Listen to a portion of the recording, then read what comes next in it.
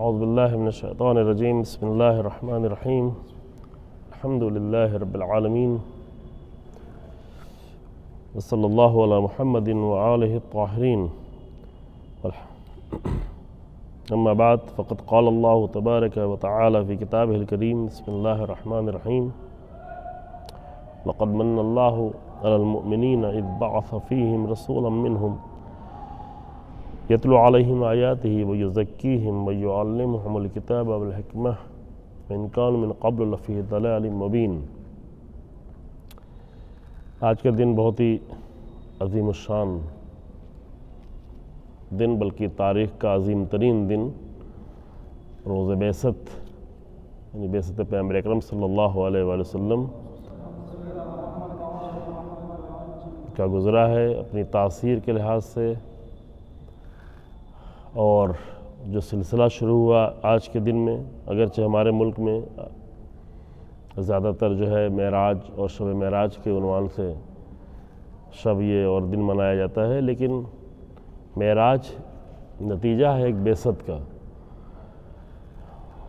جس طرح سے بعثت کے اور بہت سارے نتائج ہیں، اسی طریقے سے ایک نتیجہ معراج بھی ہے۔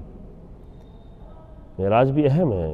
اس کا مطلب یہ نہیں کہ معراج کی اہمیت کم ہے، لیکن بعثت رسول اللہ کی بعثت تاریخ کا اہم ترین مسئلہ ہے۔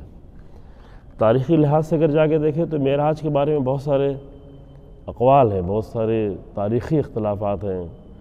کہ کس تاریخ کو ہوئی اور کس سن میں ہوئی۔ حتیٰ رسول اللہ کی معراج کس سن میں اور کس تاریخ میں، متعدد اقوال، کئی اقوال جو ہے وہ تاریخ میں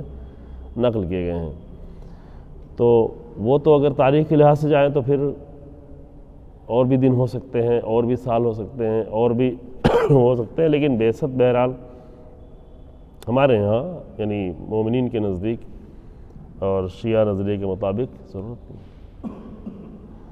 شیعہ نظریے کے مطابق بعثت رسول اللہ صلی اللہ علیہ وآلہ وسلم کی اللہم صلی علی محمد وآل محمد وعجل فرجہم،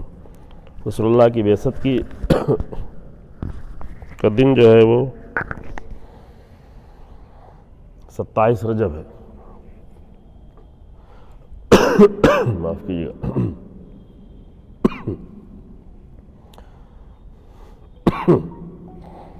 27 رجب یعنی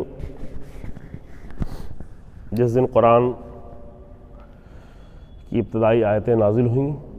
اور ان آیتوں کے نازل ہونے کے ساتھ ساتھ سورہ علق کی ابتدائی 5 آیتیں نازل ہونے کے ساتھ ساتھ رسول اللہ کو الہی پیغام پہنچانے کے لیے اور الہی رسالت کو پہنچانے کے لیے، رسالت اور نبوت یہ دو منصب نبوت کے لیے روایتیں موجود ہیں کہ رسول اللہ نبی ہیں، پہلے سے نبی ہیں، لیکن رسالت کا کام ہی اس وقت سے شروع ہوتا ہے جب پہنچانے والا کام شروع ہو۔ رسالت کے معنی ہی پہنچانے کے ہیں۔ تو یہ دن بہت ہی عظیم الشان دن ہے کہ قیامت تک باقی رہنے والی کتاب قرآن کی ابتدائی آیتیں نازل ہو رہی ہیں، اور بہت ہی حسین آیتیں۔ میں تبرک کے طور پر صرف پڑھ لیتا ہوں، ابھی اس پہ بحث نہیں ہے ہماری، کہ بسم اللہ الرحمن الرحیم اقرأ باسم ربک الذی خلق خلق الانسان من علق اقرأ وربک الاکرم الذی علم بالقلم علم الانسان ما لم یعلم۔ یہ ابتدائی آیتیں ہیں سورہ علق کی،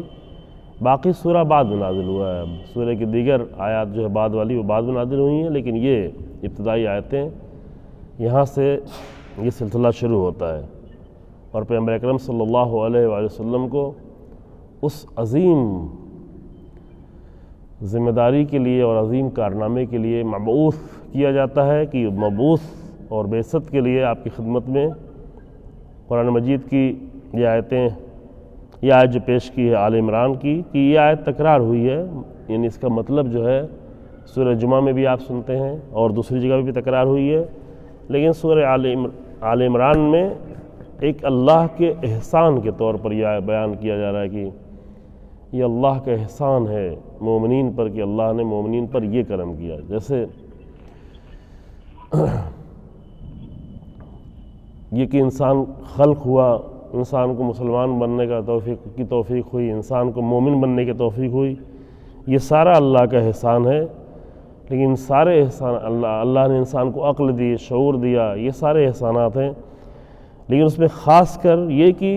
اللہ کا لقد من اللہ علی المؤمنین اذ بعث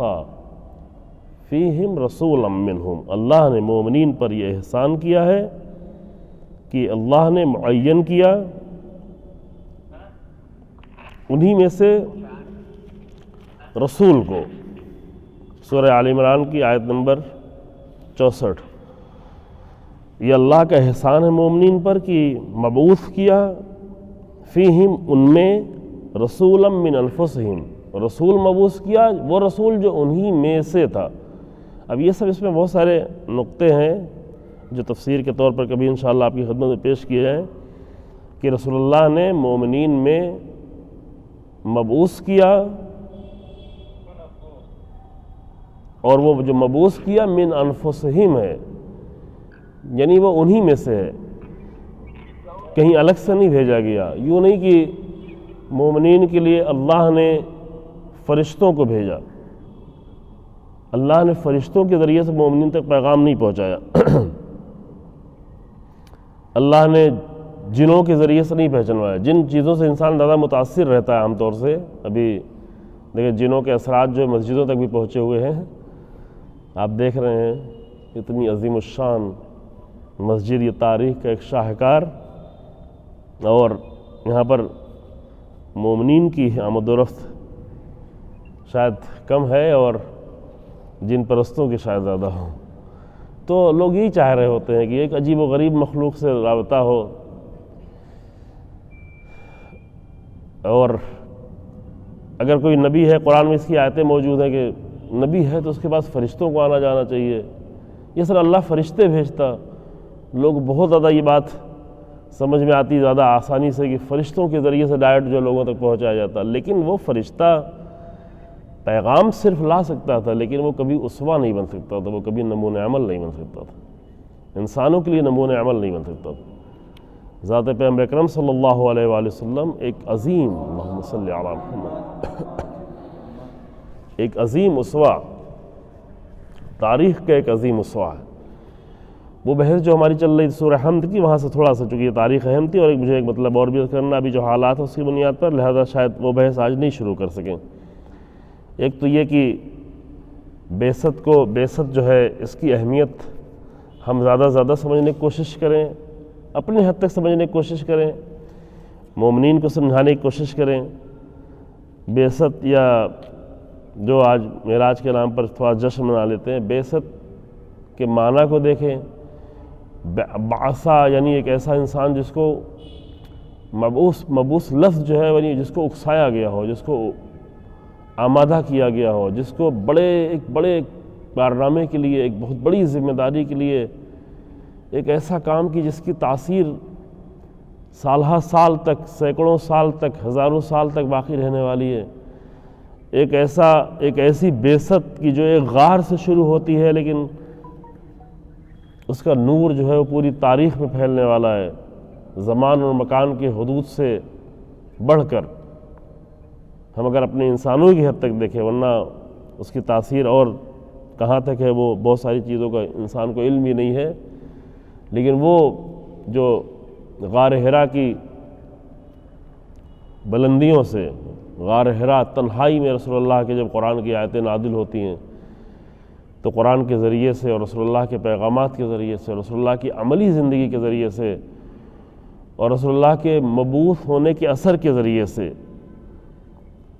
تاریخ میں بہت بڑی تبدیلیاں آنے والی ہیں۔ یا تاریخ کا عظیم ترین موڑ ہے۔ امام خمینی رحمۃ اللہ علیہ کی جملہ ہم نے پیش کیا، بعض جگہوں میں نہیں معلوم کبھی آپ کے سامنے پیش کیا ہے کہ یہ جو دنوں کے لیے لکھا جاتا ہے سعد اور نحس کہ فلاں دن اچھے ہیں، فلاں دن جو ہے وہ نحس ہے، تو امام خمینی رحمۃ اللہ علیہ کی جملہ تھا، بہت پہلے کی یہ جملہ ہے کہ دن بذات خود سعد اور نحس نہیں ہوتے، منطقی لحاظ سے بھی، عقلی لحاظ سے بھی۔ خود دن جو ہوتا ہے یعنی یہ کہ زمین جو ہے سورج کے سامنے ایک آپس اپنے ہی اندر ایک گردش کر رہی ہے، تو جب سورج کی جو حصہ زمین کا سورج کے سامنے ہے وہ روشن ہے، اور جو حصہ جو ہے وہ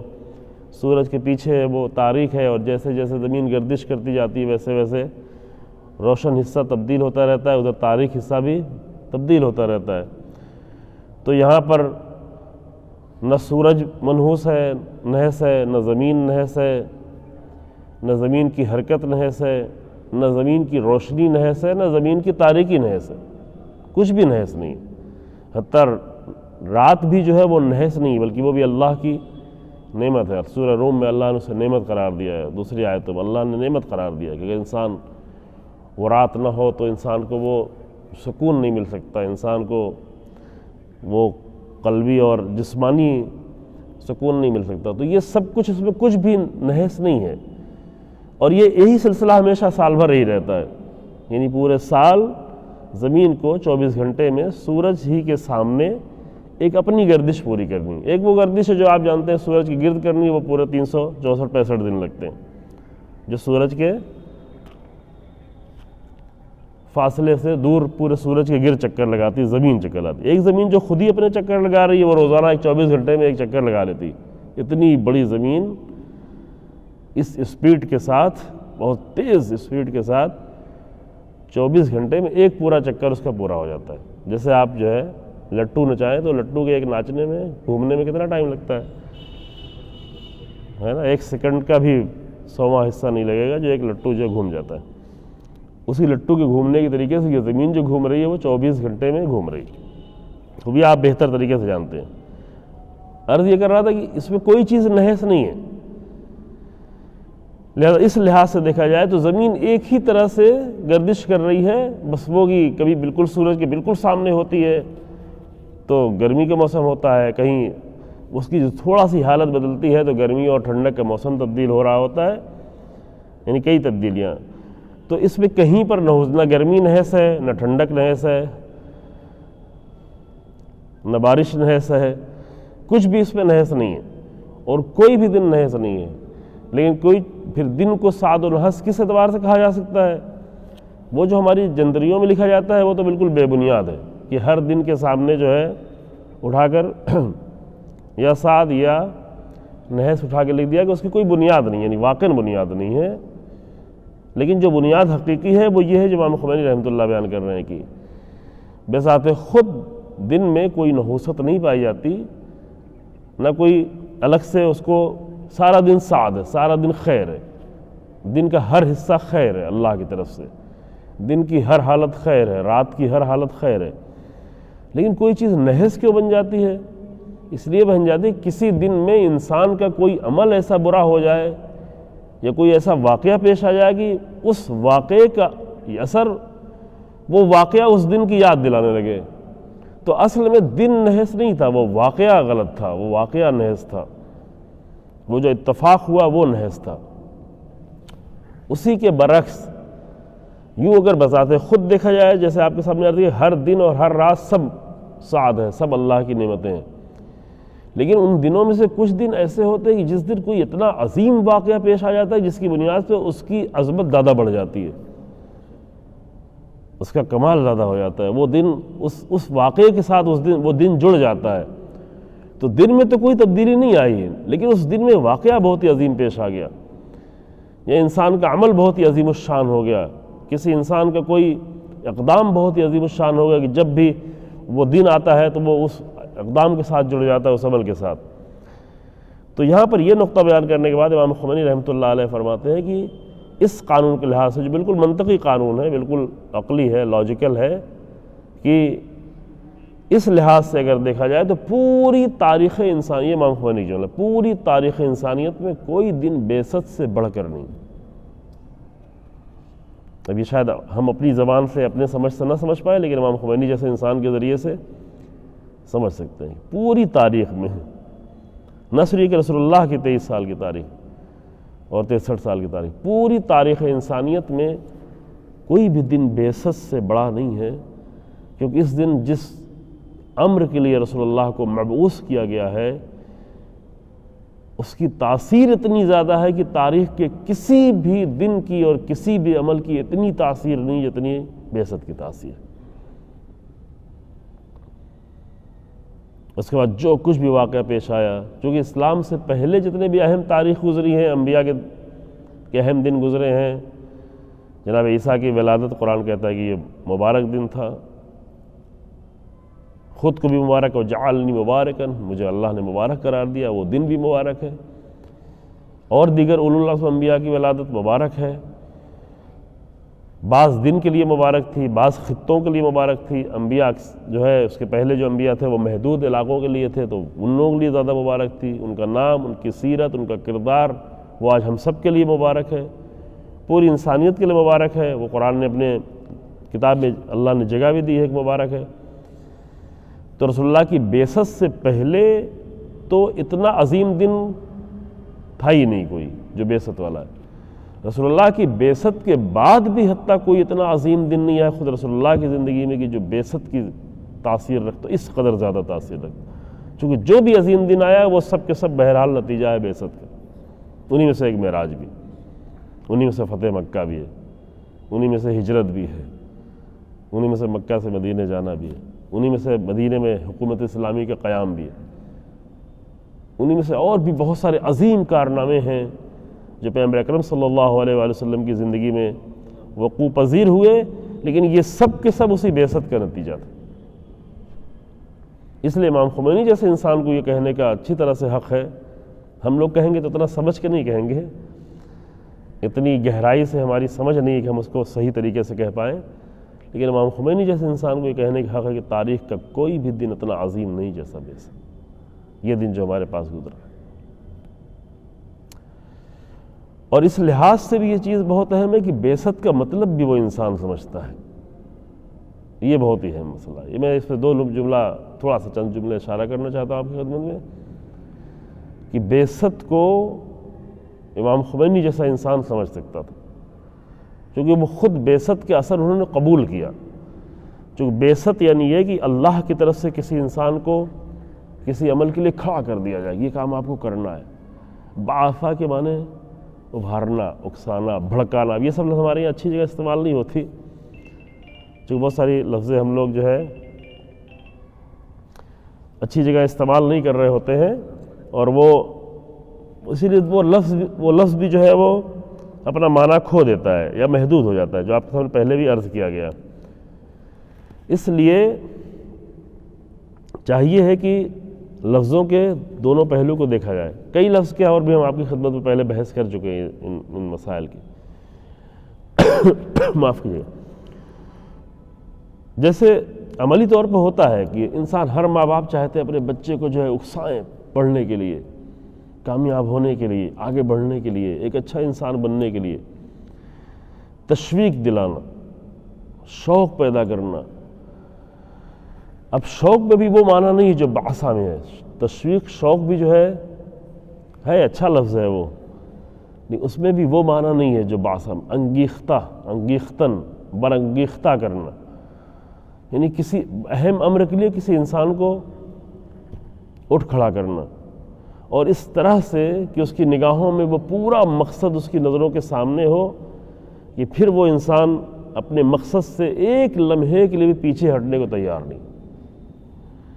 یہ نہیں کہ جوش میں آ کر کبھی ایک کام کر لیا، اچھا کام ہے، پھر بھول گئے، پھر چھوڑ دیا، پھر رک گئے.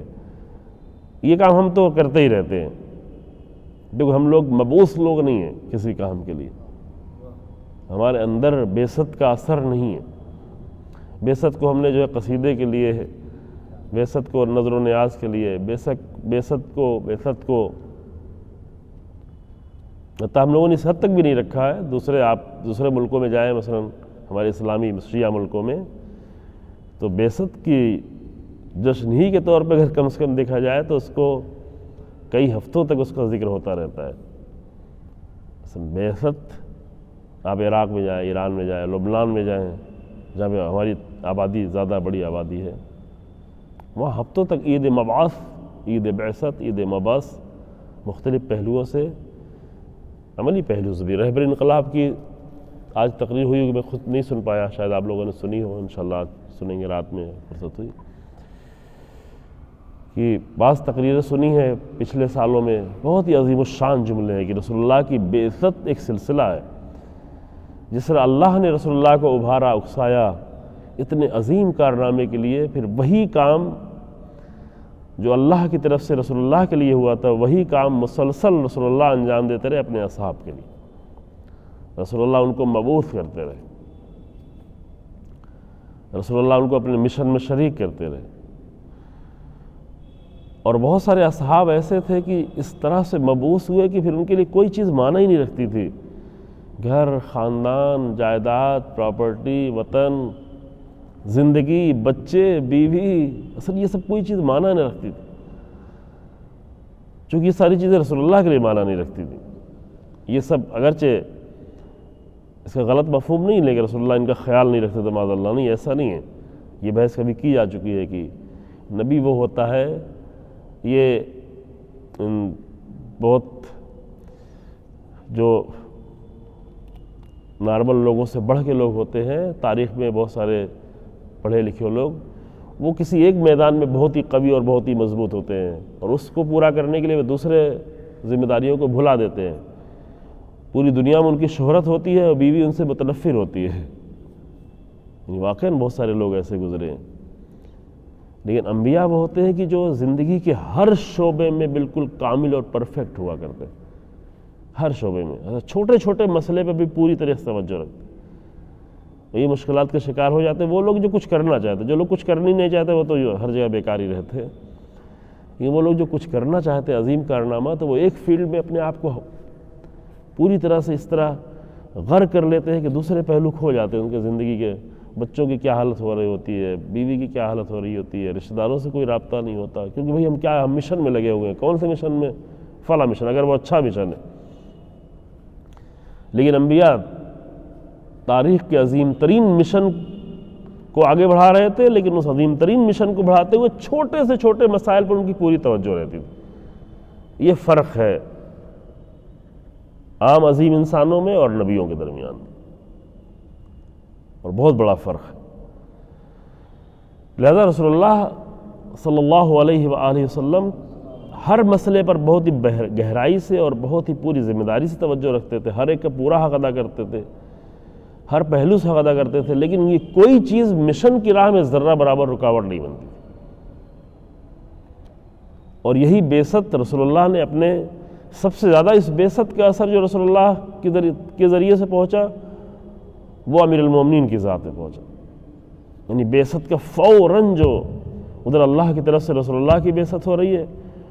اور رسول اللہ کی بعثت کے ساتھ ہی ساتھ ایک ذات اور مبعوث ہو رہی ہے، یعنی بعثت کا اثر لے رہی ہے، تو وہ ہے امیر المومنین کی ذات۔ اس طرح سے اپنے آپ کو رسول اللہ کی بعثت سے ہم آہنگ کیا کہ زندگی کے کسی لمحے میں پھر امیر المومنین نے یہ مشن نہیں فراموش کیا جو رسول اللہ کے پاس آیا تھا اور جس کے ذمہ دار بنائے گئے تھے۔ تو یہ نقطہ صرف اس لیے عرض کیا ہے عزیزو کہ جب اتنا عظیم دن ہمارے درمیان میں آئے اور آگے جائے تو اللہ کی بارگاہ میں دعا کریں کہ اللہ جو ہے بعثت کا کچھ اثر ہمارے دلوں میں بھی پیدا کرے، مبعوث انسانوں میں، وہ لوگ جو رسول اللہ کے ذریعے سے مبعوث کیے گئے۔ اب ان جوانوں کو جا کر دیکھیں، واقعات بہت سارے ہیں، آپ کے سامنے بیان بھی کیے گئے ہیں، سیرت کی بحثوں میں بیان کیا گیا ہے، انشاءاللہ توفیق کو کبھی اور تفصیل سے بیان کی اس کی ضرورت ہے کہ رسول اللہ کے اصحاب پر کیا اثرات تھے بعثت کے، اور کیسے انسان تربیت کیے تھے۔ عمار کیا تھے، حذیفہ کیا تھے، حنظلہ کیا تھے، یہ تو سب سے بڑا نام میں نے آپ کے سامنے لے لیا، امیر المومنین کا نام، کہ رسول اللہ کی بعثت کا سب سے زیادہ اثر قبول کرنے والی ذات امیر المومنین کی ذات ہے۔ لیکن اور دیگر اصحاب کو دیکھیں، ابو ذر کیا تھے، کیا ڈھونڈتے ڈھونڈتے رسول اللہ تک پہنچے، اور آنے کے بعد جب رسول اللہ کی بعثت کا اثر ان کے اوپر ہوا تب ان کو کوئی پرواہ نہیں کہ لوگ مجھے پتھر مار رہے ہیں، کیا ہو رہا ہے، لیکن کلمہ توحید کو کس طرح جا کے مسجد حرام کی دیواروں کے سامنے کھڑے ہو کے بیان کر دیں۔ بعثت کی تاثیر ہے، رسول اللہ کی بعثت کی تاثیر ابو ذر پر، رسول اللہ کی بعثت کی تاثیر اس وقت کے جوانوں پر، باپ ناراض، ماں ناراض، رشتے چھوٹ رہے ہیں، عزیز چھوٹ رہے ہیں، لیکن یہ سلسلہ جو ہے، یہ تاثیر جو ہے بعثت کی رسول اللہ کی جاری ہے ان کے اوپر۔ تو یہ تھوڑی سی بحث تھی، اور اس دعا کے لیے در حقیقت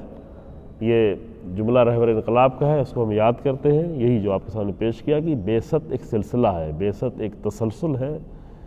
اور بعثت کا تسلسل اس تاریخ عظیم تاریخ کے سلسلے کو آگے بڑھاتے بڑھاتے، اس لیے شروع میں جملہ امام خمینی رحمۃ اللہ جیسا انسان بہتر طریقے سے جملے کو ادا کر سکتا تھا، کیونکہ وہ انسان اس نے بھی رسول اللہ کی بعثت کے اثر کو اپنے پورے وجود میں اتار لیا،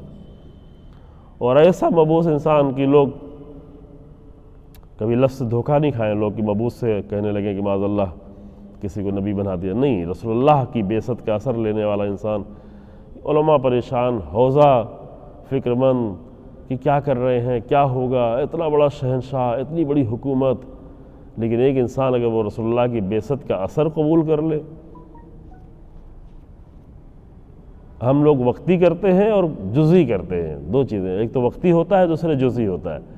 رسول اللہ کی کسی ایک صفت کو کبھی دیکھ لیتے ہیں، بہت اچھی لگتی ہے، اور کسی خاص وقت میں، تو وقتی بھی ہے اور جزئی بھی ہے۔ لیکن امام خمینی کی خاصیت یہ تھی کہ انہوں نے رسول اللہ کی پوری سیرت کو اپنی زندگی میں اتارنے کی کوشش کی، اور رسول اللہ کے پورے وجود سے اپنے آپ کو مبعوث کیا، اسی طرح امیر المومنین کے وجود سے اپنے آپ کو اندر انگیزہ پیدا کیا، جس طرح کربلا کی تاریخ، عظیم تاریخ سے اپنے اندر انگیزہ پیدا کیا۔ کربلا خود بعثت کا ایک اثر ہے۔ امام صلی اللہ علیہ وسلم کہہ کیے جا رہے ہیں، میں حفاظت کرنے جا رہا ہوں، جو کچھ رسول اللہ چھوڑ کے گئے اس کی حفاظت کرنے جا رہا ہوں، اس راہ کو زندہ کرنے جا رہا ہوں۔ تو وہ ایک ایسا انسان جس نے ہمارے دور میں آ کر بعثت کے اثر کو اپنے پورے وجود میں قبول کیا، اور پھر آج لاکھوں انسان میں وہ بعثت کا اثر ڈالا۔ آج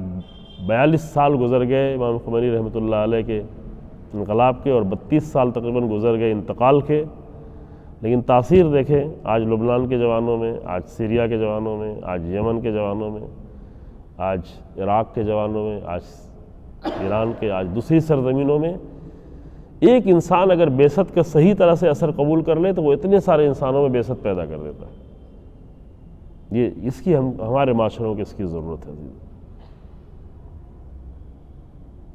اس طرح سے قاسم سلیمانی بنتے ہیں، اس طرح سے سیاد شیرازی بنتے ہیں، اس طرح سے راغب ہر بنتے ہیں، اس طرح سے عباس موسوی بنتے ہیں، یہ ہمارے عظیم شہداء جو گزر چکے ہیں، اس طرح سے عارف حسینی بنتے ہیں۔ عارف حسینی ہماری آبادی کا انسان تھا، ایک معمولی گھرانے کا اور بہت معمولی دور افتادہ علاقہ، سرحد کے ان علاقوں کو اصل علاقہ نہیں سمجھا جاتا، لیکن وہ انسان جو ہے وہ، اب یہ بہت سارے شاید نام بھی نہیں جانتے شہید عارف حسینی کا، لیکن ایک انسان سرحد کے سرحد یعنی پاکستان کے، وہ بھی دور افتادہ علاقہ جس کو کچھ شمار ہی نہیں کرتے، لیکن ایک انسان پر امام خمینی رحمۃ اللہ علیہ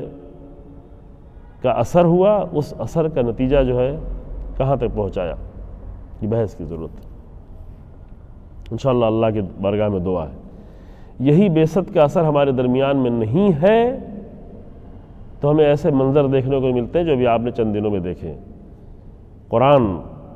آج کے دن نازل ہونا شروع ہوا، قرآن ایک الہی کتاب، قرآن جو قیامت تک کے لیے انسانوں کی نجات کا ضامن ہے، قرآن جس کے لیے یقینی ترین مسئلہ، پہلے بھی عرض کیا، قرآن یہ پوری امت کا اجماع ہے، تمام مسلمانوں کا اجماع ہے کہ قرآن ہی وہ تنہا کتاب ہے کہ جس میں ذرہ برابر کمی اور زیادتی کے کامل طور پر، مکمل طور پر یہ کتاب جو اللہ کی موجود ہے، اور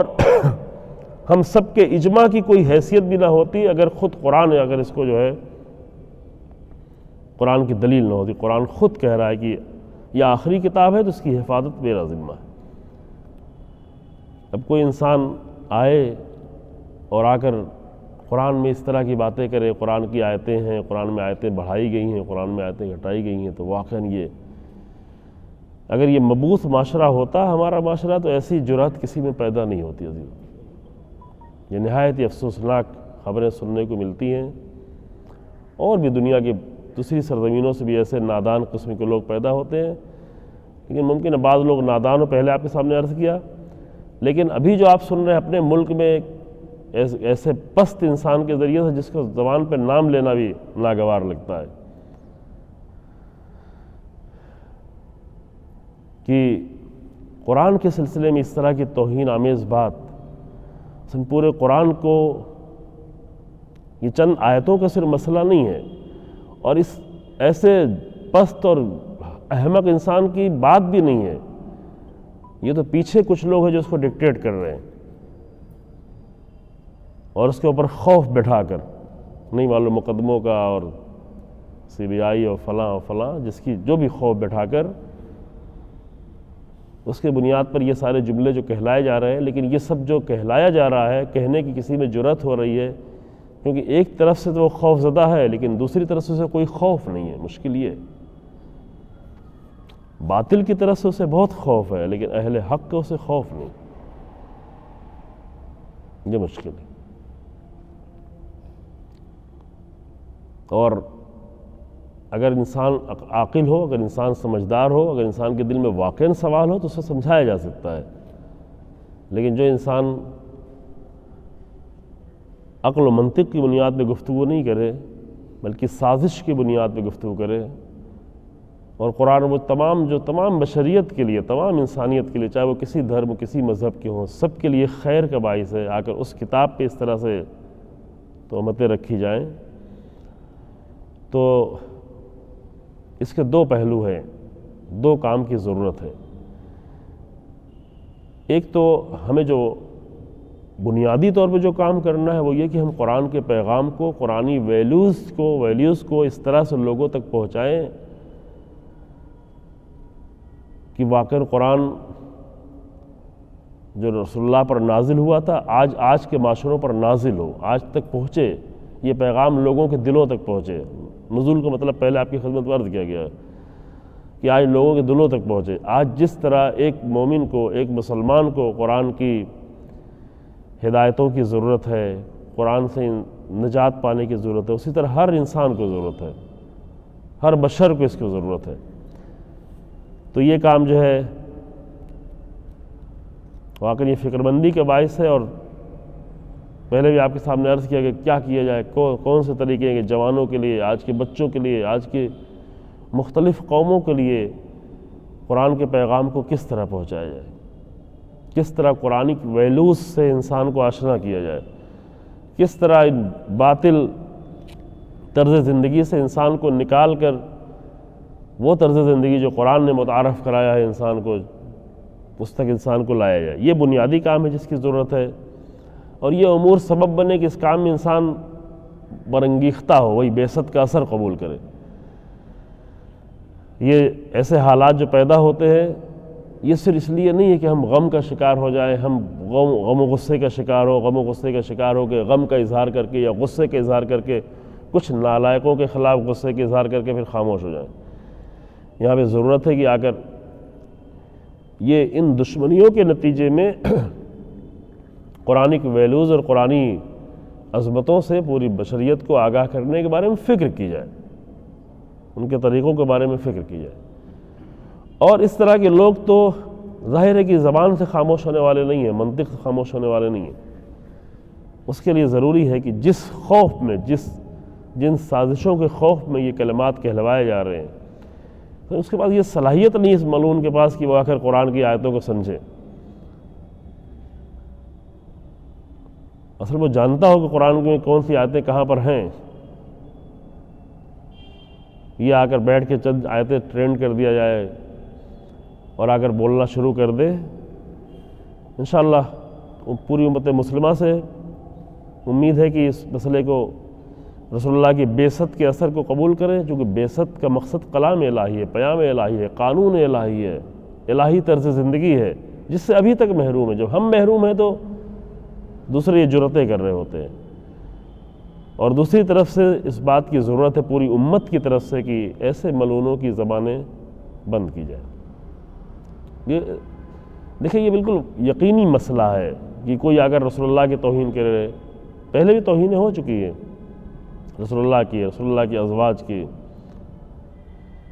پھر قرآن کی اس طرح توہین کرنے کی جرأت کرنا، چونکہ پہلے یہ زبان بند نہیں کرائی گئی تو جرأت بڑھتے بڑھتے قرآن تک بات پہنچ گئی۔ جو زبان پہلے ہی بند ہونا چاہیے تھی،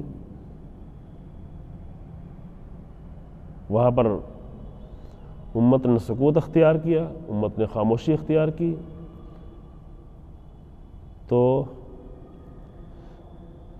سامنے جو لوگ پیچھے جو سب سارا میٹر تیار کرتے ہیں، ساری سازش کرتے ہیں، وہ چیک کر رہے ہوتے ہیں۔ اگر یہاں پر بھی لوگوں نے سکوت اختیار کیا تو پھر اس سے بھی بڑا قدم اٹھانے کے لیے افراد کو استعمال کرنے کے لیے کسی کو استعمال کر سکتے ہیں۔ یہ ایک اہم مسئلہ ہے، اور نہیں معلوم فرصت نہیں ہے کہ یہ بحث ہمیں باقاعدہ الگ سے کرنے کی ضرورت ہے۔ کئی جگہوں پہ کی گئی ہے لیکن اس کو زیادہ ضرورت ہے۔ اس کے کلپس، یہ مطالب مختلف انداز سے مختلف گروہ کے لیے، ہر گروہ کے لیے، مسلمانوں کے لیے، غیر مسلمانوں کے لیے، جوانوں کے لیے، بچوں کے لیے، کہ قرآن میں فلسفہ جہاد کیا ہے، یہ ہمیں سمجھانے کی ضرورت ہے، پوری بشریت کو سمجھانے کی ضرورت ہے، تاکہ قرآن کے وہ عظیم الشان فلسفے کو، قرآن کا فلسفہ جہاد جس کے ذریعے سے نجات ملی ہے، جس کے ذریعے سے حق آگے بڑھا ہے، اس کو آ کر لوگ استعمال کر کے غلط جگہ پہ استعمال نہ کرنا شروع کر دیں، جو ابھی کر رہے ہیں۔ یہی باطل طاقتیں اس عظیم کلمے کو آ کر ایسے دہشت گردوں کے لیے استعمال کرنا شروع کر دیا، ایسے لوگوں کو تربیت کیا، بنایا باقاعدہ، امریکہ نے، اسرائیل نے، آل سعود نے، قطر نے اور امارات نے اور دوسرے ملکوں نے مل کر، ہمارے ملکوں میں بھی کوششیں جاری رہیں کہ باقاعدہ ایسے دہشت گرد گروہ بنائے گئے، ان کو ٹریننگ دی گئی، ان کو تربیت کیا گیا، ان پر کروڑوں اربوں ڈالر خرچ کیے گئے، پھر ان سے جا کر یہ اتنا مقدس لفظ جوڑ دیا گیا اس لفظ کو بدنام کرنے کی وجہ کیا ہے؟ کیونکہ یہ لفظ خائف کرتا ہے باطل طاقتوں کو۔ توجہ کریں، قرآن میں بہت ساری چیزیں ہیں، لیکن قرآن میں قرآن کے جہاد کا تصور ہر باطل طاقت کو خوفزدہ کرتا ہے آج بھی۔ اور آپ نے دیکھا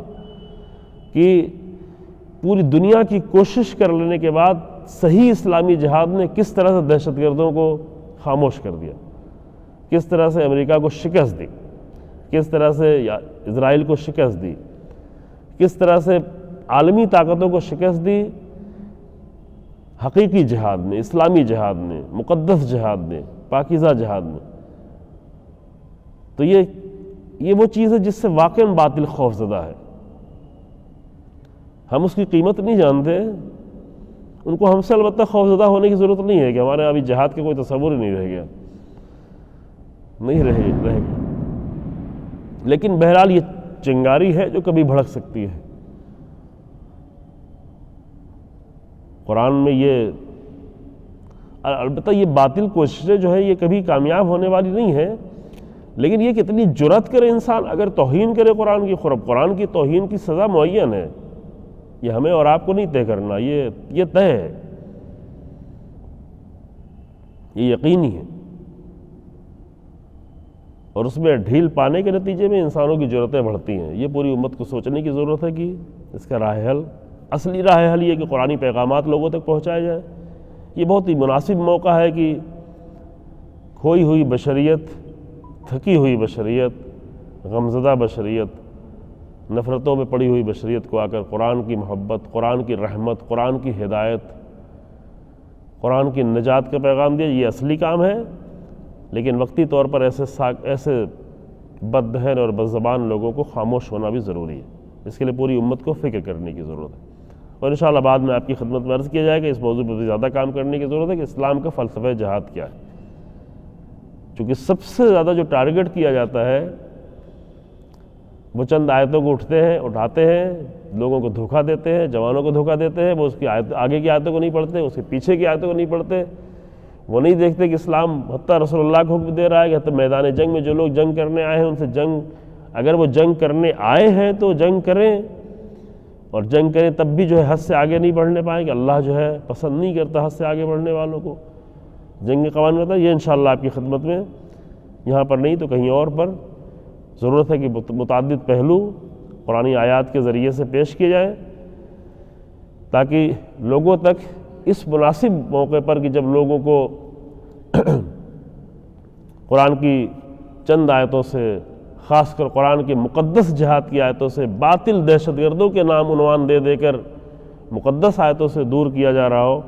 وہاں پہ ضرورت ہے قرآن کی عنایتوں سے لوگوں کو آشنا کیا جائے انشاءاللہ تعالی. اور امید ہے کہ کچھ اور بھی مناسب اقدامات کیے جائیں اس کے لیے کوشش کی بھی جا رہی ہے، اور بھی مزید انشاءاللہ ضرورت ہے اس کے مختلف پہلوؤں پر غور و فکر کرنے کی. والحمدللہ رب العالمین وصلی اللہ علی محمد وآلہ الطاہرین. اللہم صلی علی محمد وآل محمد.